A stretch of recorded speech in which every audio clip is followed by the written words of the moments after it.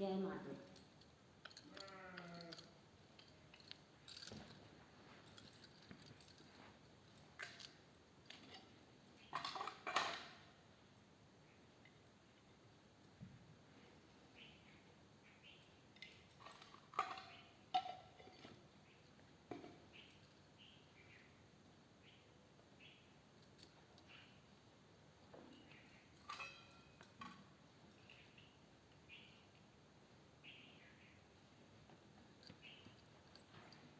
अथ नमश्चंडिकाय अथ श्री दुर्गा सप्तशती भाषा 8वां अध्याय।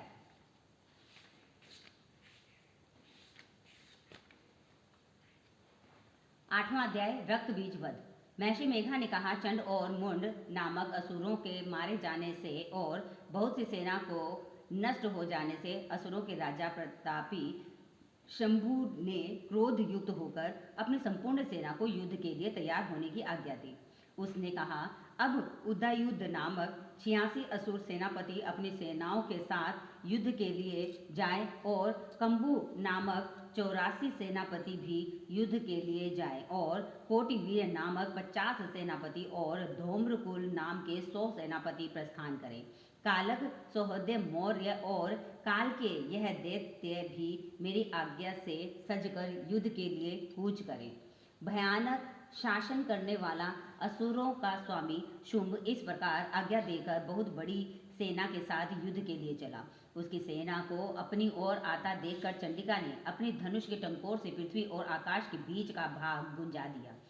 हे राजन, इसके पश्चात देवी के सिंह ने दहाड़ना आरंभ कर दिया और अंबिका के घंटे के शब्दों ने उस ध्वनि को और भी बढ़ा दिया। धनुष के टंकोर से शेर की दहाड़ और घंटे के शब्द से पृथ्वी और आकाश के बीच का भाग गूंज उठा और इसके साथ ही देवी ने अपने मुख को और भी भयानक बना लिया। ऐसे भयंकर शब्द को सुनकर राक्षसी सेना ने देवी तथा सिंह को चारों ओर से घेर लिया। हे राजन, उस समय दैत्यों के नाश के लिए और देवताओं के हित के लिए ब्रह्मा, शिव, कार्तिकेय, विष्णु तथा इंद्र आदि देवों की शक्तियां जो अत्यंत पराक्रम और बल से संपन्न थी, उनके शरीर से निकलकर उसी रूप में चंडिका देवी के पास आई।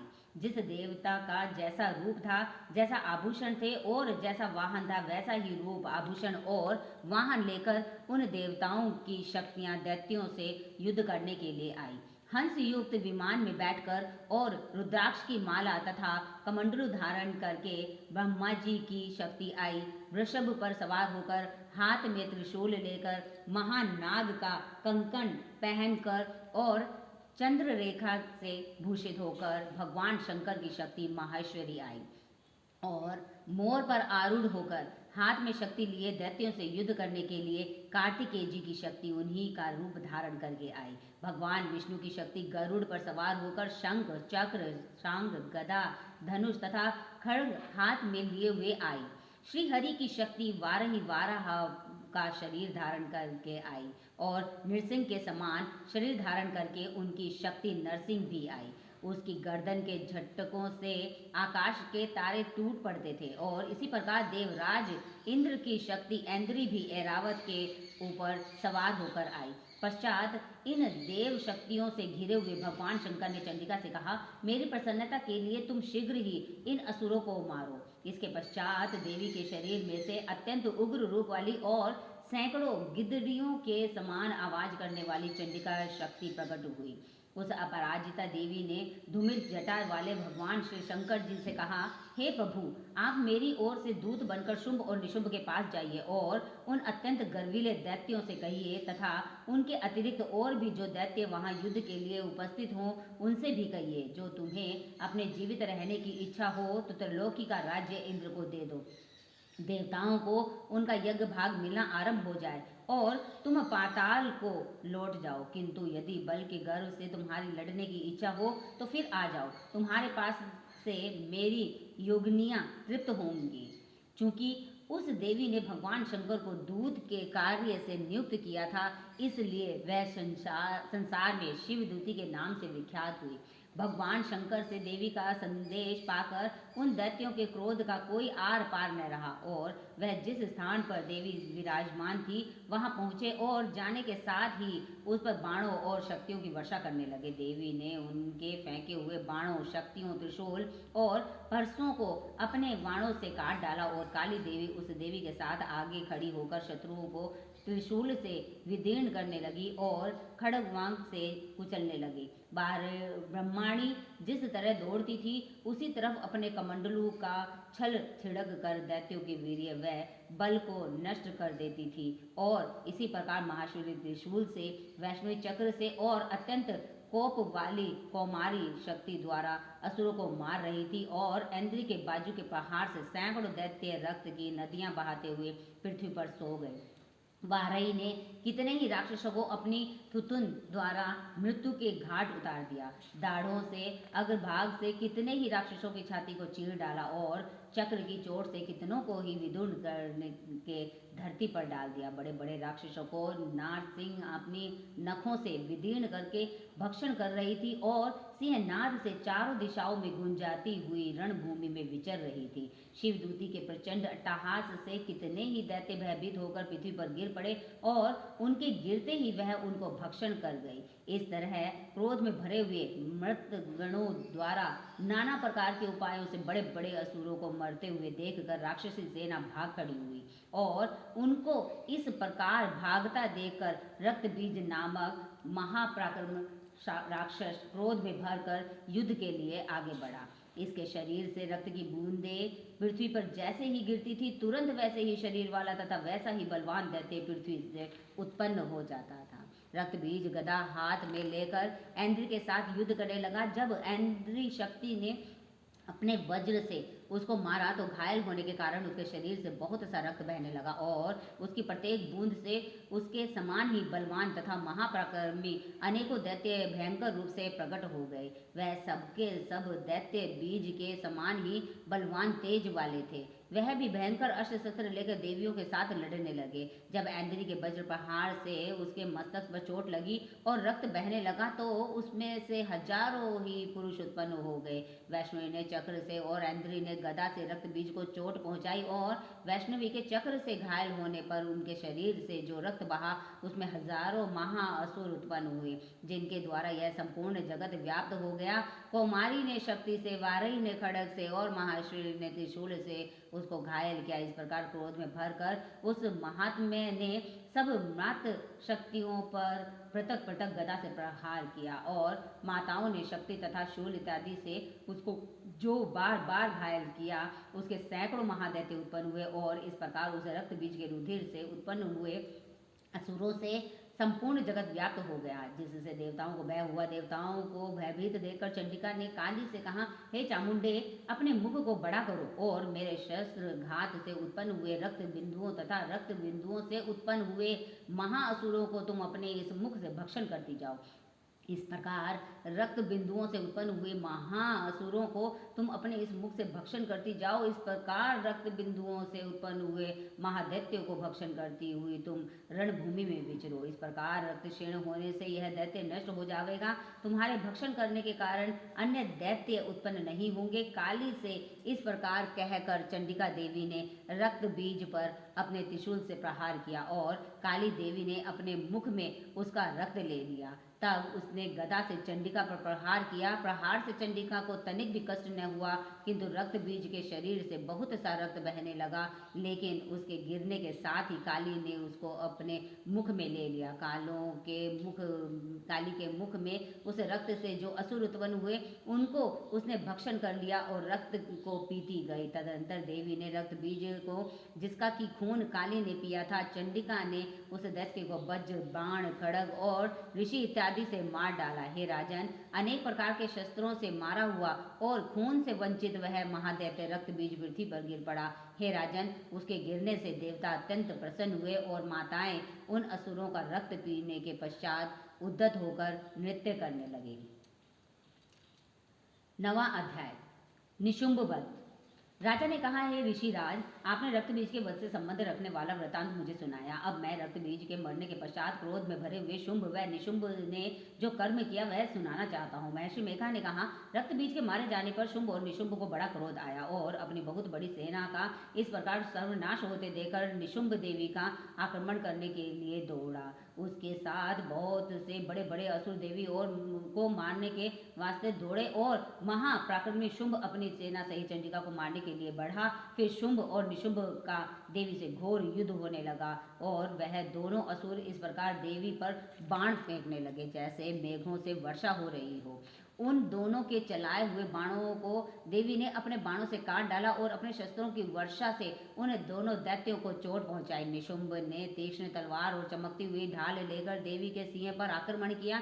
अपने वाहन को चोट पहुंची हुई देखकर देवी ने अपने शुशुप्र नामक बाण से निशुंभ की तलवार व ढाल दोनों को ही काट डाला। तलवार और ढाल कट जाने पर निशुंभ ने देवी पर शक्ति से प्रहार किया। देवी ने अपने चक्र से उसके 2 टुकड़े कर दिए। फिर क्या था, दैत्य मारे क्रोध के जल भून गया और उसने देवी के मारने के लिए उसकी ओर शूल फेंका, किंतु देवी ने अपने मुक्के से उसको चूर चूर कर डाला। फिर उसने देवी पर गदा से प्रहार किया। देवी ने त्रिशूल से गदा को भस्म कर डाला। इसके पश्चात वह वर्षा हाथ में लेकर देवी की ओर लपका। देवी ने अपने तीक्ष्ण बाणों से उसे धरती पर सुला दिया। अपने पराक्रमी भाई निशुंभ के इस प्रकार से मरने पर शुंभ क्रोध में भरकर देवी को मारने के लिए दौड़ा। वह रथ में बैठा हुआ उत्तम आयुधों से सुशोभित अपनी 8 बड़ी बड़ी भुजाओं से सारे आकाश को ढके हुए था।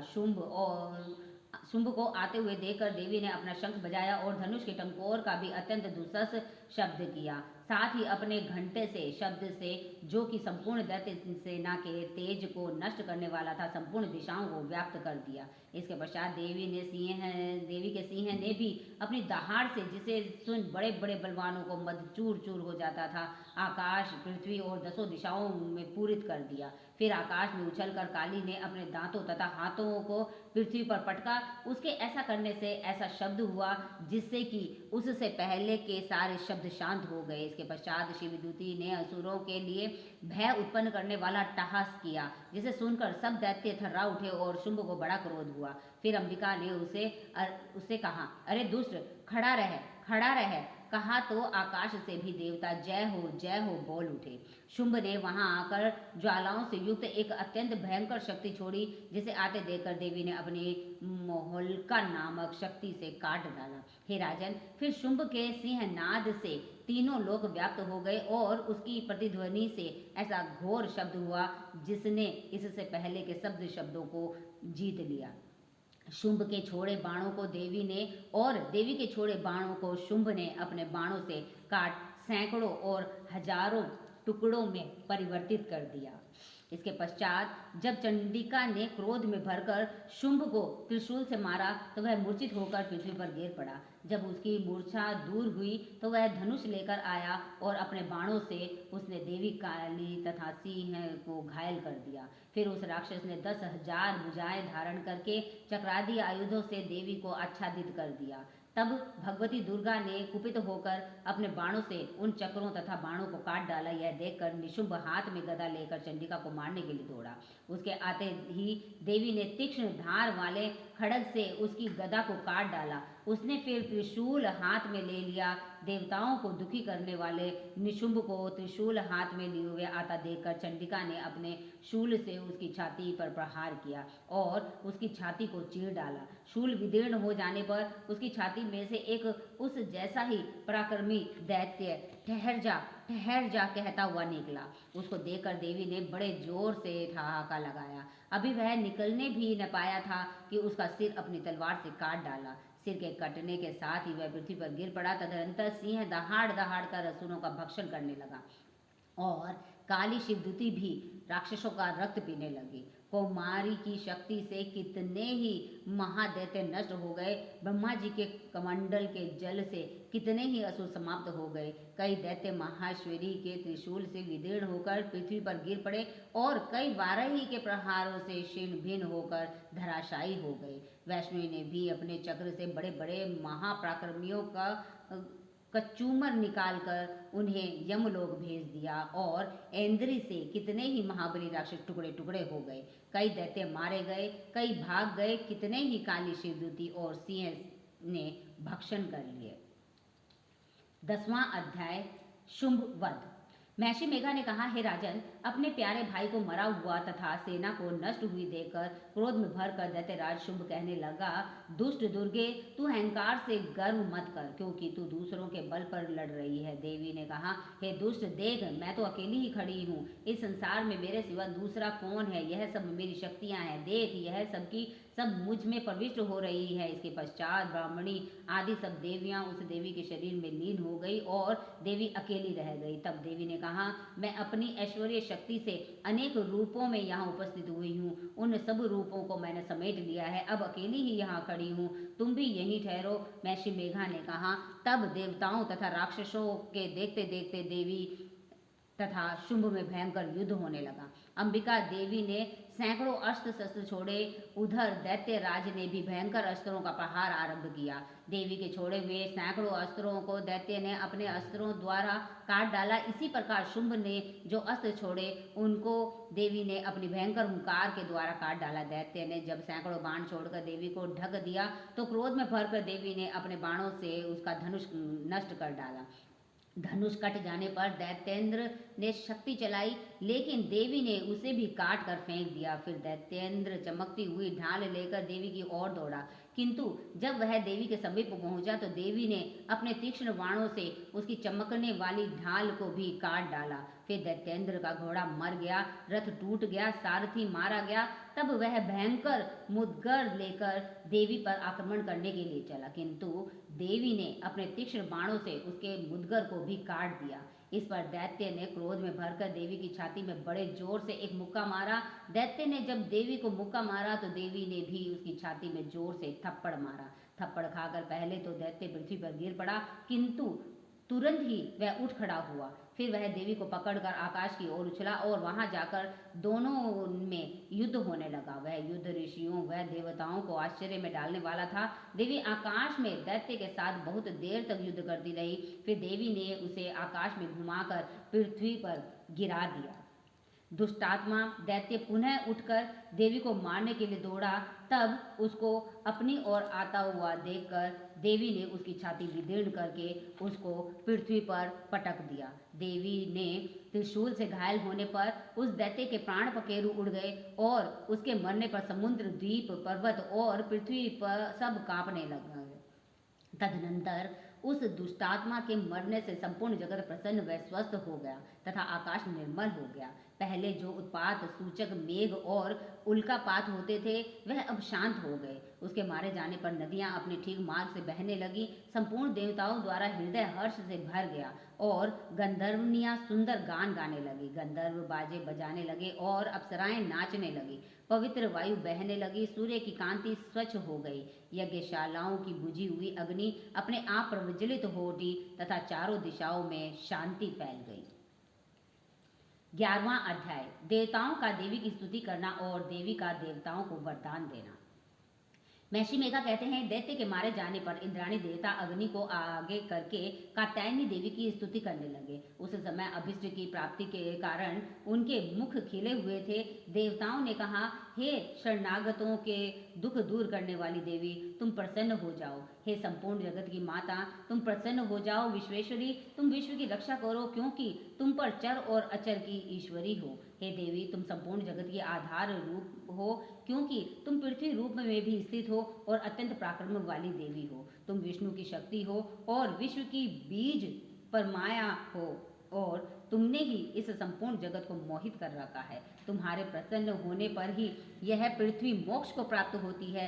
हे देवी, संपूर्ण विद्याएं तुम्हारे ही भिन्न भिन्न स्वरूप हैं। इस जगत में जितनी स्त्रियां हैं वह सब तुम्हारी ही मूर्तियां हैं। एकमात्र तुमने ही इस जगत को व्याप्त कर रखा है। तुम्हारी स्तुति किस प्रकार हो सकती है, क्योंकि तुम परम बुद्धि रूप हो और संपूर्ण प्राणी रूप स्वर्ग और मुक्ति देने वाली हो। अतः इसी रूप में तुम्हारी स्तुति की गई है। तुम्हारी स्तुति के लिए इससे बढ़कर और क्या युक्तियां हो सकती है। संपूर्ण जनों के हृदय में बुद्धि रूप होकर निवास करने वाली, स्वर्ग तथा मोक्ष प्रदान करने वाली, हे नारायणी देवी, तुमको नमस्कार है।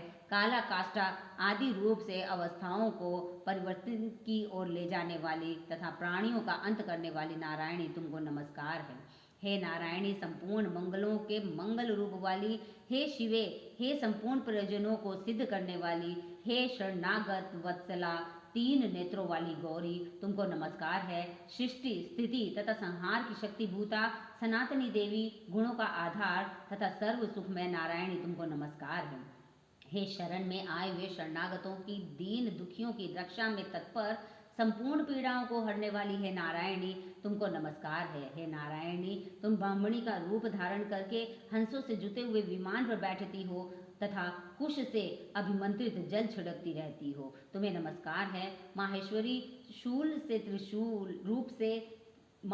रूप से त्रिशूल, चंद्रमा और सर्पों को धारण करने वाली है महावृषभ वाहन वाली नारायणी, तुम्हें नमस्कार है। मोरों तथा कुक्कुटों से घिरी रहने वाली महाशक्ति को धारण करने वाली हे कौमारी रूप धारिणी निष्पाप नारायणी, तुम्हें नमस्कार है। हे शंख, चक्र, गदा और शांख धनुष रूप आयुधों को धारण करने वाली वैष्णवी शक्ति रूपा नारायणी, तुम हम पर प्रसन्न हो जाओ, तुम्हें नमस्कार है। हे दांतों पर पृथ्वी धारण करने वाली वाराही रूपिणी कल्याण में नारायणी, तुम्हें नमस्कार है। हे उग्र नृसिंह रूप से दैत्यों को मारने वाली, त्रिभुवन की रक्षा में संलग्न रहने वाली नारायणी, तुम्हें नमस्कार है।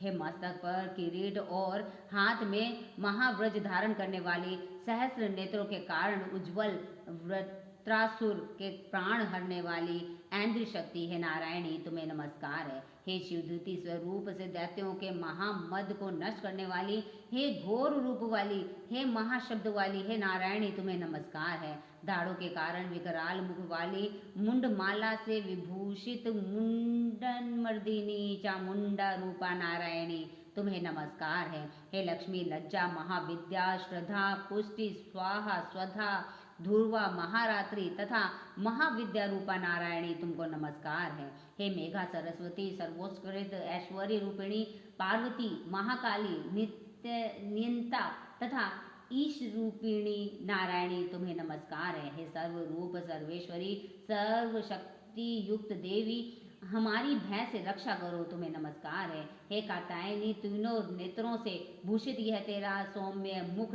सब तरह के डरों से हमारी रक्षा करे, तुम्हें नमस्कार है। हे भद्रकाली, ज्वालाओं के समान भयंकर, अति उग्र एवं संपूर्ण असुरों को नष्ट करने वाला तुम्हारा त्रिशूल हमें भय से बचावे, तुमको नमस्कार है। हे देवी, जो अपने शब्द से इस जगत को पूरित करके दैत्यों के तेज को नष्ट करता है, वह आपका घंटा इस प्रकार हमारी रक्षा करे जैसे कि माता अपने पुत्रियों की रक्षा करती है। हे चंडिके, असुरों के रक्त और चर्बी से चर्चित जो आपकी तलवार है, वह हमारा मंगल करे, हम आपको नमस्कार करते हैं। हे देवी, तुम सब प्रसन्न हो जाओ तो संपूर्ण रोगों को नष्ट कर देती हो, और जब रुष्ट हो जाती हो तो संपूर्ण वांछित कामनाओं को नष्ट कर देती हो। और जो मनुष्य तुम्हारी शरण में जाते हैं, उन पर कभी विपत्ति नहीं आती, बल्कि तुम्हारी शरण में गए हुए मनुष्य दूसरों को आश्रय देने योग्य जाते हैं। अनेक रूपों से बहुत प्रकार की मूर्तियों को धारण करके इन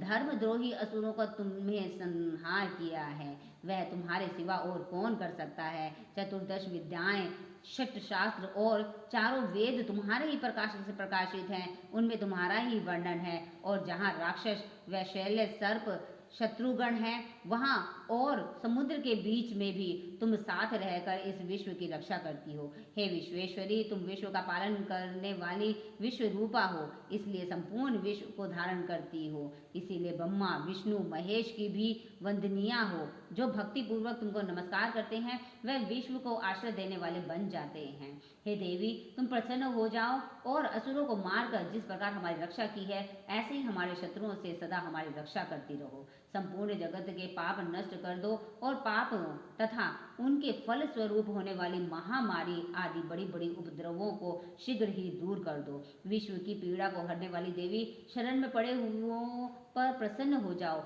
त्रिलोक निवासियों की पूजनीय परमेश्वरी, हम लोगों को वरदान दो। देवी ने कहा, हे देवताओं, मैं तुमको वर देने के लिए तैयार हूँ, आपकी जैसी इच्छा हो वैसा वर मांग लो, मैं तुमको अवश्य दूंगी। देवताओं ने कहा, हे सर्वेश्वरी, त्रिलोकी के निवासियों की समस्त पीड़ाओं को तुम इसी प्रकार हरती रहो और हमारे शत्रुओं को इसी प्रकार नष्ट करती रहो। देवी ने कहा, वैवस्वत मनवंतर के 28वें युग में 2 और महाअसुर शुंभ और निशुंभ उत्पन्न होंगे। उस समय मैं नंद गोप के घर से यशोदा के गर्भ से उत्पन्न होकर विंध्याचल पर्वत पर शुंभ और निशुंभ का संहार करूंगी। फिर अत्यंत भयंकर रूप से पृथ्वी पर अवतीर्ण होकर मैं वैप्रचित नामक दानवों का नाश करूंगी। उन भयंकर महाअसुरों को भक्षण करते समय मेरे दांत अनार के पुष्प के समान लाल होंगे। इसके पश्चात स्वर्ग में देवता और पृथ्वी पर मनुष्य मेरी स्तुति करते हुए मुझे रक्त दंतिका कहेंगे। फिर जब 100 वर्षों तक वर्षा न होगी तो मैं ऋषियों के स्तुति करने पर आयोनिज नाम से प्रकट हो जाऊंगी और अपने 100 नेत्रों से ऋषियों की ओर देखूंगी। अतः मनुष्य शताक्षी नाम से मेरा कीर्तन करेंगे। उसी समय मैं अपने शरीर से उत्पन्न हुए प्राणों की रक्षा करने वाले शाकों द्वारा सब प्राणियों का पालन करूंगी और तब इस पृथ्वी पर शाकंभरी के नाम से विख्यात होंगे। और इस अवतार में मैं दुर्ग नामक महाअसुर का वध करूंगी और इससे मैं दुर्गा देवी के नाम से प्रसिद्ध हो जाऊंगी। इसके पश्चात जब मैं भयानक रूप धारण करके हिमालय निवासी ऋषियों महाऋषियों की रक्षा करूंगी तब भीमा देवी के नाम से मेरी विख्याति होगी। जब फिर अरुण नामक असुर तीनों लोकों को पीड़ित करेगा तब मैं असंख्य भ्रमरों का रूप धारण करके उस महादैत्य का वध करूंगी। तब स्वर्ग में देवता और मृत्युलोक में मनुष्य मेरी स्तुति करते हुए मुझे भ्रामरी नाम से पुकारेंगे। इस प्रकार जब जब पृथ्वी राक्षसों से पीड़ित होगी तब तब मैं अवतरित होकर शत्रुओं का नाश करूंगी। 12वां अध्याय देवी के चरित्रों के पाठ का महात्म्य।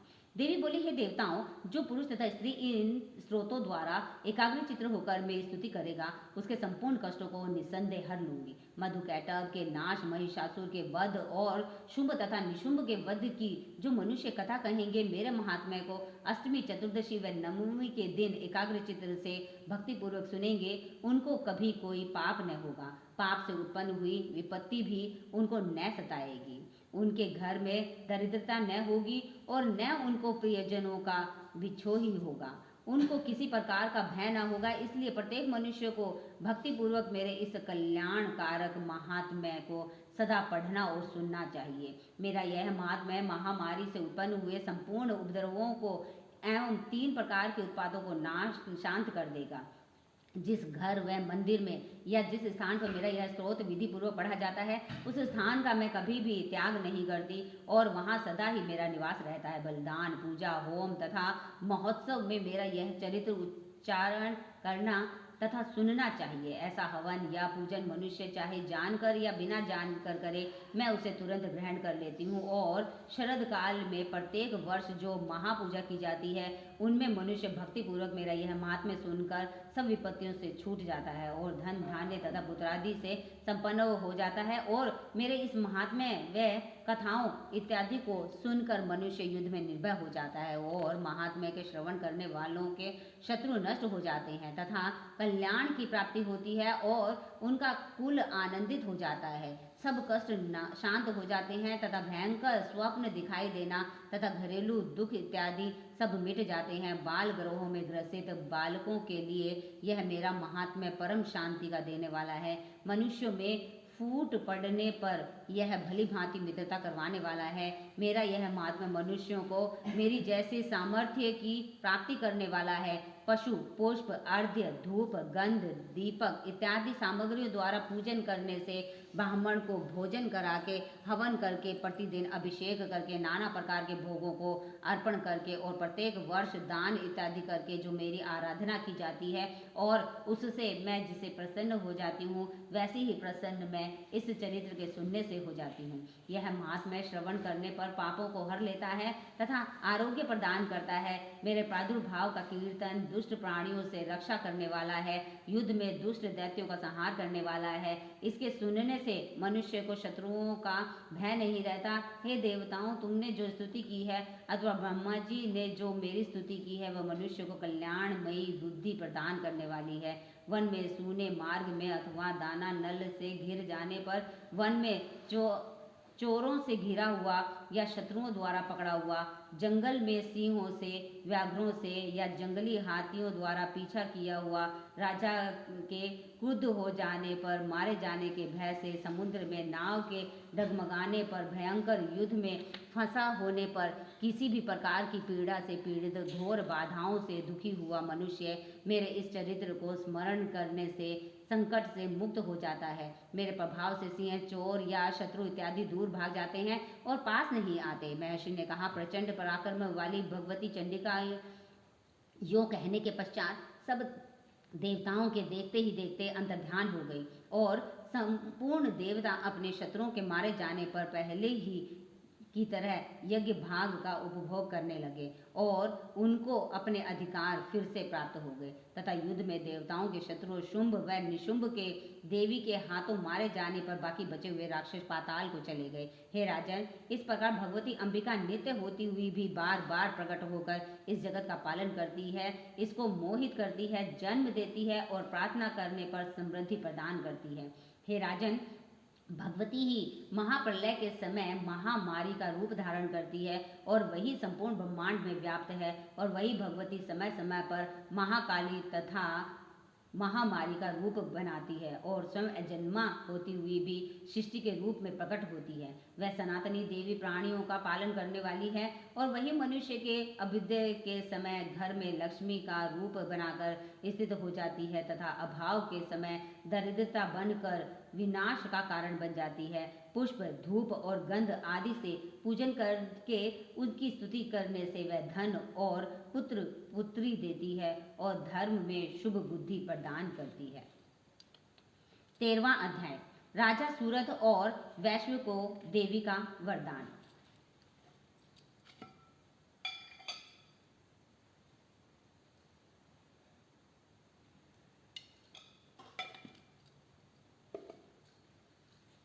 तेरहवां अध्याय, राजा सूरथ और वैश्व को देवी का वरदान। महर्षि मेघा ने कहा, हे राजन, इस प्रकार देवी के उत्तम महात्म्य का वर्णन मैंने तुमको सुनाया। जगत को धारण करने वाली इस देवी का ऐसा ही प्रभाव है। वही देवी ज्ञान के देने वाली है और भगवान विष्णु की इस माया के प्रभाव से तुम और यह वैश्व तथा अन्य विवेकी जन मोहित होते हैं और भविष्य में मोहित होंगे। हे राजन, तुम इसी परमेश्वरी की शरण में जाओ। यही भगवती आराधना करने पर मनुष्य को भोग, स्वर्ग तथा मोक्ष प्रदान करती है। मार्कंड ने कहा, महर्षि मेघा की यह बात सुनकर राजा सूरथ ने उस उग्र व्रत वाले ऋषि को प्रणाम किया और राज्य के छिन जाने के कारण उसके मन में अत्यंत ग्लानि हुई और वह राजा तथा वैश्व तपस्या के लिए वन को चले गए और नदी के तट पर आसन लगाकर भगवती के दर्शनों के लिए तपस्या करने लगे। दोनों ने नदी के तट पर देवी की मूर्ति बनाई और पुष्प, धूप, दीप तथा हवन द्वारा उसका पूजन करने लगे। पहले उन्होंने आहार को कम कर दिया,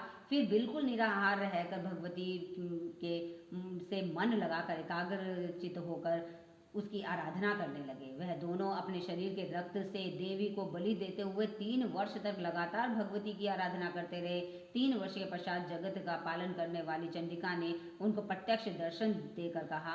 देवी बोली, हे राजन तथा अपने कुल को प्रसन्न करने वाले वैश्य, तुम जिस वर की इच्छा रखते हो वह मुझसे मांग लो, वह वर मैं तुमको दूंगी, क्योंकि मैं तुम पर अत्यंत प्रसन्न हुई हूँ। मार्कंड जी कहते हैं कि यह सुनकर राजा ने अगले जन्म में नष्ट न होने वाला अखंड राज्य और इस जन्म में बलपूर्वक अपने शत्रुओं को नष्ट करने के पश्चात अपना पुनः राज्य प्राप्त करने के लिए भगवती से वरदान मांग लिया। और वैश्व ने भी, जिसका चित्त संसार की ओर से विरक्त हो चुका था, अतः भगवती से अपनी ममता तथा अहंकार रूप आसक्ति को नष्ट कर देने वाले ज्ञान को देने के लिए कहा। देवी ने कहा, हे राजन, तुम शीघ्र ही अपने शत्रुओं को मारकर पुनः अपना राज्य प्राप्त कर लोगे। तुम्हारा राज्य स्थिर रहने वाला होगा। फिर मृत्यु के पश्चात अपना सूर्य देव के अंश से जन्म लेकर सारणिक मनु के नाम से इस पृथ्वी पर ख्याति को प्राप्त होंगे। हे वैश्व कुल में श्रेष्ठ, आपने जो मुझसे वर मांगा है वह आपको देती हूँ। आपको मोक्ष के देने वाले ज्ञान की प्राप्ति होगी। मार्कंड जी कहते हैं कि इस प्रकार उन दोनों को मनवांछित वर प्रदान कर तथा उनसे अपनी स्तुति सुनकर भगवती अंतर्ध्यान हो गई और इस प्रकार क्षत्रियों में श्रेष्ठ वह राजा सूरथ भगवान सूर्य देव से जन्म लेकर इस पृथ्वी पर सारणिक मनु के नाम से विख्यात होंगे। अथ देवी सुक्त। देवी और महादेवी को हमारा नमस्कार है। शिवा को सदैव नमस्कार है। प्रकृति एवं भद्रा देवी को नमस्कार है। नियम पूर्वक हम लोग जन्मन्ना को नमस्कार करते हैं। रुद्रा, रुद्र स्वरूपा, नित्या, गौरी, धात्री, ज्योत्सना, इंद्र रूपिणी और परमानंदमयी देवी को निरंतर नमस्कार है। कल्याण करने वाली, वृद्धि और सिद्धि देने वाली भगवती को नमस्कार है। नेतृत्व राक्षसों की लक्ष्मी देवी को नमस्कार है। राजाओं के यहाँ राजलक्ष्मी के रूप में निवास करने वाली तथा सावर्णी देवी को बार बार नमस्कार है। दुर्गा, दुर्ग, पारा, संसार सागर से पार करने वाली, सारा सबकी सारभूता, सर्वकारिणी, ख्याति विख्यात रूपिणी कृष्णा और धूमा देवी को सदा नमस्कार है। जो अति सौम्य तथा रुद्र रूपा है, उस भगवती को नमस्कार है। जगत प्रतिष्ठा और कृति स्वरूपा भगवती को बार बार नमस्कार है। जो देवी सब प्राणियों में विष्णु माया के नाम से कही जाती है, उसको बारंबार नमस्कार है। जो देवी सब प्राणियों में चेतना कही जाती है, उसको बारंबार नमस्कार है। जो देवी सब प्राणियों में बुद्धि रूप स्थित है, उनको नमस्कार है, उनको नमस्कार है, उनको बारंबार नमस्कार है। जो देवी सभी प्राणियों में निंद्रा रूप से स्थित है, उनको नमस्कार है, उनको नमस्कार है, उनको बारंबार नमस्कार है। जो देवी सभी प्राणियों में शुद्ध रूप से स्थित है, उनको नमस्कार है, उनको नमस्कार है, उनको बारंबार नमस्कार है। जो देवी सब प्राणियों में छाया रूप से स्थित है, उनको नमस्कार है, उनको नमस्कार है, उनको बारंबार नमस्कार है। जो देवी सब प्राणियों में शांति क्षमा रूप से स्थित है, उनको नमस्कार है, उनको नमस्कार है, उनको बारंबार नमस्कार है। जो देवी सब प्राणियों में तृष्णा रूप में स्थित है, उनको नमस्कार है, उनको नमस्कार है, उनको बारंबार नमस्कार है। जो देवी सब प्राणियों में शांति रूप स्थित है, उनको नमस्कार है, उनको नमस्कार है, उनको बारंबार नमस्कार है। जो देवी सब प्राणियों में जाति रूप से स्थित है, उनको नमस्कार है, उनको नमस्कार है, उनको बारंबार नमस्कार है। जो देवी सब प्राणियों में लज्जा रूप से स्थित है, उनको नमस्कार है, उनको नमस्कार है, उनको नमस्कार है। जो देवी सब प्राणियों में श्रद्धा रूप में स्थित है, उनको नमस्कार है, उनको नमस्कार है, उनको बारंबार नमस्कार है।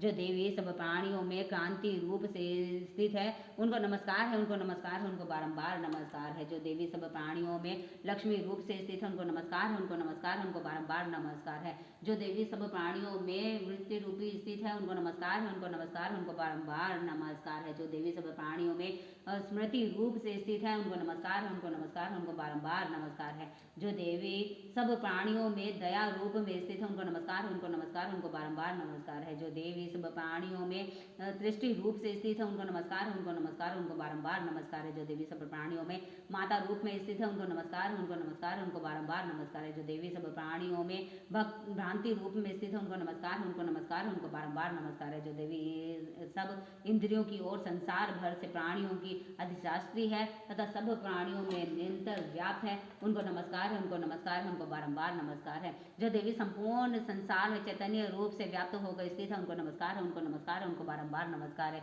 पूर्व समय में अपनी अभिष्ट फल को पाने के लिए सभी देवताओं ने जिनकी स्तुति की थी, देवेंद्र ने बहुत दिनों तक जिनकी सेवा की थी, वह सभी मंगलों की कारणभूता ईश्वरी हमारा कल्याण और मंगल करे तथा सभी आपत्तियों को नाश करे। प्रबल दैत्यों से कष्ट पाकर हम लोग जिनको प्रणाम करते हैं, जो भक्ति भाव से विनम्र पुरुष तथा स्त्री द्वारा स्मरण करने पर तत्काल ही सभी आपत्तियों को नाश कर देती हैं, वे कल्याणकारिणी भगवती हमारी आपत्तियों को दूर करे। अत प्राधानिक रहस्यमय। इस सप्तशती के तीनों रहस्यों के नारायण ऋषि अनुष्वचंद और महाकाली, महालक्ष्मी एवं महासरस्वती देवता हैं। शास्त्र द्वारा प्रतिपादित उत्तम फल की प्राप्ति के लिए जप में इसका विनियोग होता है। राजा ने कहा, हे भगवान, आपने चंडिका देवी के अवतारों का वर्णन किया है, किंतु हे ब्राह्मण, अब उन अवतारों का मूलभूत मुख्य स्वरूप बताइए। और हे द्विज, देवी के जिस स्वरूप की आराधना जिस विधि से मुझे करनी चाहिए, वह स्वरूप और आराधना करने की विधि मुझ विनीत से विधि पूर्वक कहिए। ऋषि ने कहा, यह रहस्यमय परम गुप्त है, अर्थात किसी से कहने योग्य नहीं है, परंतु हे राजन, तुम भक्त हो, इसलिए ऐसा कोई विषय नहीं है जो तुमसे न कहूँ। सबकी आदि रूपा सत्व रज तम तीनों गुण वाली परमेश्वर महालक्ष्मी है। वह लक्ष्य और अलक्ष्य स्वरूपा है तथा संपूर्ण जगत में व्याप्त है। हे राजन, वह हाथों में मातुलिंग, गदा, खेड और पान पात्र तथा सिर पर नाग लिंग और योनि धारण करती है।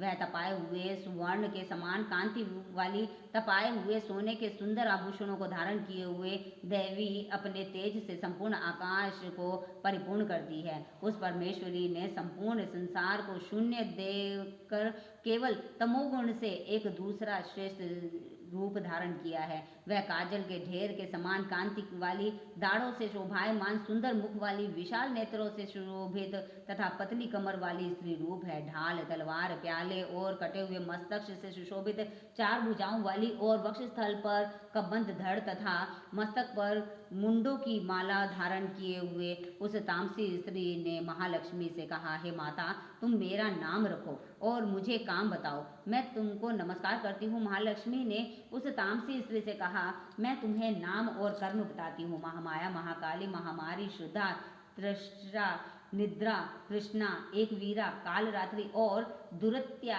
ये तुम्हारे नाम कर्मों के अनुसार हैं। इन नामों से तुम्हारे कर्मों को जानकर जो मनुष्य स्तुति करता है वह सुख पाता है। हे राजन, महालक्ष्मी ने उससे यह कहकर अति शुद्ध सतोमुखी चंद्रमा के समान कांति वाला दूसरा स्वरूप धारण किया। वह उत्तम स्त्री अक्षमाला, अंकुश, वीणा और पुस्तक धारण किए हुए थी। महालक्ष्मी ने उसके भी ये नाम रख दिए, महाविद्या, महावाणी, भारती, वाग, सरस्वती, आर्या, ब्राह्मी, कामधेनु, वेदगर्भा और शिश्वरी। उसके बाद महालक्ष्मी ने महाकाली और महासरस्वती से कहा, तुम दोनों देवी अपने स्वरूप के अनुसार स्त्री पुरुष का जोड़ा उत्पन्न करो। महालक्ष्मी ने उन दोनों से यह कहकर हिरण्यभ्य, निर्मल ज्ञान संपन्न, सुंदर कमल पर बैठा हुआ स्त्री पुरुष का एक जोड़ा स्वयं उत्पन्न किया। इसके बाद माता महालक्ष्मी ने पुरुष को ब्राह्मण, विद्ये, विरंची तथा धात इस प्रकार संबोधित किया और स्त्री को श्री, पद्मा, कमला, लक्ष्मी इत्यादि नामों से पुकारा। महाकाली और महासरस्वती ने भी स्त्री पुरुष के जोड़े उत्पन्न किए। हे राजन, उनके भी स्वरूप और नाम को कहता हूँ। महाकाली ने नीलकंठ, रक्त बाहु, श्वेतांग तथा चंद्रशेखर पुरुष और एक गौरी स्त्री को उत्पन्न किया। पुरुष के रुद्र, शंकर, स्थाणु, करपदी और त्रिलोचन तथा स्त्री के त्रयी, विद्या, कामधेनु, भाषा, अक्षरा और स्वरा नाम रखे। हे राजन, सरस्वती ने गौरी स्त्री और कृष्ण पुरुष को उत्पन्न किया। उन दोनों के नाम को भी मैं कहता हूँ। पुरुष के विष्णु, कृष्ण, ऋषिकेश, वासुदेव और जनार्दन तथा स्त्री के उमा, गौरी, सती, चंडी, सुंदरी, सुभगा और शिवा नाम रखा। इस प्रकार वे तीनों स्त्रियां शीघ्र ही पुरुष को प्राप्त हो गई। उनको दिव्य दृष्टि वाले पुरुष ही देखते हैं, न कि दूसरे लोग। हे राजन, महालक्ष्मी ने त्रयी विद्या रूपी सरस्वती को पत्नी के रूप में ब्रह्मा को समर्पित कर दिया तथा वर देने वाली गौरी को शंकर एवं लक्ष्मी देवी को भगवान वासुदेव के लिए समर्पण किया। ब्रह्मा ने सरस्वती के साथ मिलकर ब्रह्मांड को उत्पन्न किया और वेवान भगवान रुद्र ने गौरी के साथ मिलकर उसे भेदन किया। हे राजन, उस ब्रह्मांड से महत्व आदि 23 तत्व एवं स्थावर जंगम रूप महाभूतात्मक संपूर्ण जगत उत्पन्न हुआ। भगवान विष्णु ने लक्ष्मी के साथ उस जगत का पालन किया और महादेव ने गौरी के साथ उनका संहार किया। हे महाराज, महालक्ष्मी सर्व सत्यमयी ईश्वरी, वह निराकार होते हुए भी साकार है, अतः उसके अनेक नाम है। वह अपने नामों के सिवा अन्य किसी प्रत्याक्षी प्रणाम से नहीं जानी जा सकती। अथ वैकृतिक रहस्य।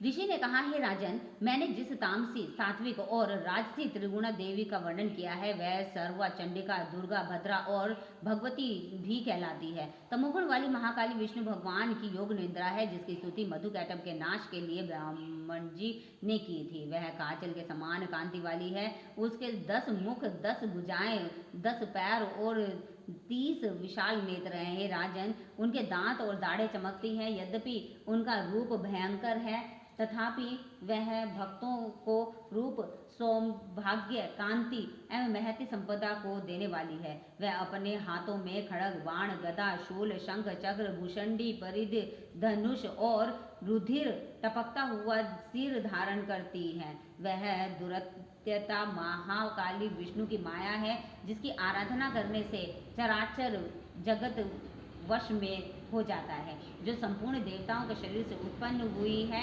वह अतुल कांति वाली महिषमर्दिनी तथा 3 गुणों वाली साक्षात महालक्ष्मी है। उसका मुख श्वेत, भुजाएं नीली, स्तन मंडल श्वेत, कटी और चरण लाल एवं जांघें नीली हैं। वह उत्कट मद वाली है। उसका जघन्य विचित्र है और वह चित्र विचित्र माला वस्त्र और आभूषणों को धारण करती है। वह विचित्र माला वस्त्र और आभूषणों को धारण करती हुई, वह विचित्र लेपन करती हुई, वह रूप लावण्यवती और सौभाग्यवती है। यद्यपि उनकी भुजाएं असंख्य हैं, तथापि उनको 18 भुजा वाली मान कर पूजा करनी चाहिए। अब उनके दाहिने ओर से निचले हाथों से लेकर बाईं ओर के निचले हाथों तक मैं क्रमशः जो शस्त्र हैं उनका वर्णन करता हूँ। उसके हाथों में अक्षमाला, कमल, वाण, तलवार, वज्र, गदा, चक्र, त्रिशूल, परसा, शंख, घंटा, फांसी, शक्ति, दंड, ढाल, धनुष, पान पात्र और कमंडलु सुशोभित है। वह कमल पर बैठी है। हे राजन, जो मनुष्य इस सर्वदेवमयी ईश्वरी महालक्ष्मी की पूजा करता है, वह सब मनुष्य और देवताओं का स्वामी हो जाता है। नृप, जो गौरी के देह से उत्पन्न हुई है और सत्व गुण प्रधान है, वह शुंभ निशुंभ असुर को मारने वाली साक्षात सरस्वती है। सरस्वती के 8 भुजाएं हैं और वह बाण, मूसल, शूल, चक्र, शंख, गदा, घंटा, हल तथा धनुष को धारण करती हैं। जो निशुंभ का मर्दन और शुंभासुर का संहार करने वाली सरस्वती हैं, वह भक्ति पूर्वक पूजित होने पर सर्वज्ञ प्रदान करती हैं। हे राजन, मैंने मूर्तियों के इन स्वरूपा को तुमसे कहा है। अब जगन माताओं की अलग अलग उपासना सुनो। जब महालक्ष्मी का पूजन करें तब दाहिनी और बाईं ओर क्रम से महाकाली और महासरस्वती का पूजन करना चाहिए और पृष्ठभाग में तीनों युगल देवताओं की पूजा करनी चाहिए। मध्य में सरस्वती के साथ ब्रह्मा का, दक्षिण में गौरी के साथ रुद्र तथा उत्तर में लक्ष्मी के साथ ऋषिकेश का पूजन करें और इनके सामने आगे कहीं हुई देवी देवताओं का पूजन करें। मध्य में अर्थात महालक्ष्मी के सामने अष्टादश भुजी लक्ष्मी का और उनके वाम भाग में अर्थात महालक्ष्मी के सामने दशमुख महाकाली का और दक्षिण भाग में महासरस्वती का सप्रेम पूजन करें। इस प्रकार महालक्ष्मी का पूजन करना चाहिए। हे राजन, यदि केवल अष्टादश भुजा का अथवा दशमुखी का अथवा अष्टभुजा का पूजन करना हो तो संपूर्ण अरिष्ट शांति के लिए दक्षिण और उत्तर की ओर काल और मृत्यु का पूजन करें। जब भुजा वाली शुंभासुर मर्दिनी का पूजन करना हो तो उनकी नव शक्तियों का तथा रुद्र और गणेश का भी पूजन करें। नमो देव्य है, इस स्त्रोत से महालक्ष्मी की स्तुति करें। देवी के तीनों अवतारों के पूजन के समय उनके चरित्रों में जो स्त्रोत और मंत्र आए हैं उन्हीं का उपयोग करना चाहिए। यह अष्टादश भुजा वाली देवी पूजनीय है। यही महिषासुर मर्दिनी, महालक्ष्मी, महाकाली और महासरस्वती हैं। यही पुण्य पापों की ईश्वरी और संपूर्ण लोकों की माहेश्वरी है। जो स्त्री महिषासुर मर्दिनी का पूजन करता है वह संसार का स्वामी होता है। तीनों लोकों को धारण करने वाली तथा भक्तों पर दया करने वाली चंडिका का आभूषण गंध, पुष्प, धूप, दीप, नैवेद्य और अनेक प्रकार के भक्ष्य पदार्थों से पूजन करना चाहिए। हे राजन, रुधिर मिले हुए मांस के बलि से तथा मदिरा से भी पूजा करनी चाहिए, किंतु मांस, बलि आदि से देवी का पूजन ब्राह्मण को छोड़कर बताया गया है। हे राजन, ब्राह्मण के लिए कहीं भी मांस और मद से पूजा का विधान नहीं है। परिणाम आचमनीय चंदन, सुगंध, कर्पूर और तांबुल से भक्तिपूर्वक पूजन करना चाहिए। देवी के आगे वाम भाग में कटे हुए सिर वाले ईश्वरी द्वारा मोक्ष को प्राप्त हुए महासुर महेशी पूजा करें। दक्षिण की ओर अग्रभाग में समग्र धर्म रूप ईश्वर एवं चराचर को धारण करने वाली देवी के वाहन सिंह की पूजा करें और बुद्धिमान पुरुष तथा स्त्री एकाग्रचित्त होकर हाथ जोड़कर इन चरित्रों की स्तुति करें। यदि समय न मिले तो केवल मध्य चरित्र से ही स्तुति करें, किंतु केवल प्रथम या उत्तम चरित्र का पाठ न करें। आधे चरित्र का भी पाठ न करना चाहिए। ऐसा करने से निसंदेह विघ्न होता है। स्त्रोत और मंत्रों के जगदम्बा की स्तुति करें और प्रदक्षिणा तथा नमस्कार करके हाथ जोड़कर सावधान होकर जगद्धात्री से बारंबार क्षमा मांगे। सप्तशती स्त्रोत के प्रत्येक मंत्र अथवा महालक्ष्मी स्त्रोत के प्रत्येक मंत्र के द्वारा तिल, घी और खीर की आहुति दें। फिर सावधान होकर नाम और पदों से देवी का पूजन करें। उसके बाद एकाग्रचित्त होकर हाथ जोड़कर आत्मा में प्राणों को रोककर नम्रता से बहुत देर तक चंडिका देवी का ध्यान करें और उन्हीं में तन्मय हो जाएं। इस प्रकार जो मनुष्य भक्तिपूर्वक परमेश्वरी का प्रतिदिन पूजन करता है वह अभिष्ट सुख का भोग करके अंत में देवी के लोक में जाता है। जो पुरुष तथा स्त्री भक्तों पर दया करने वाली चंडिका का प्रतिदिन पूजन नहीं करता, परमेश्वरी उसके पुण्यों को विफल करके उसे जन्म भर दुख शोक में भस्म करती है। इसलिए हे राजन, तुम संपूर्ण लोकों की महेश्वरी चंडिका का शास्त्रोक्त विधि से पूजन करो, उनसे ही तुम्हें सुख मिलेगा। अथ मूर्ति रहस्यम। ऋषि ने कहा, राजन, भगवती नंदा नाम वाली जो नंद में उत्पन्न हुई है, उसकी भक्ति पूर्वक स्तुति और पूजा करने से मनुष्य तीनों लोगों को वश में कर लेता है। वह देवी सुवर्ण के उत्तम आभूषणों से सुशोभित है, उनके अंगों की कांति कनक के समान उत्पन्न है, उसके वस्त्र सुवर्ण के समान सुनहरे और वह देवी सुवर्ण के समान दीप्तिमान है। कमल, अंकुश, पाश और शंख से उनकी चारों भुजाएं सुशोभित हैं और उसके इंदिरा, कमला, लक्ष्मी, श्री और रुक्माबुजासन स्वर्णमय कमल के आसन पर विराजमान ये नाम है।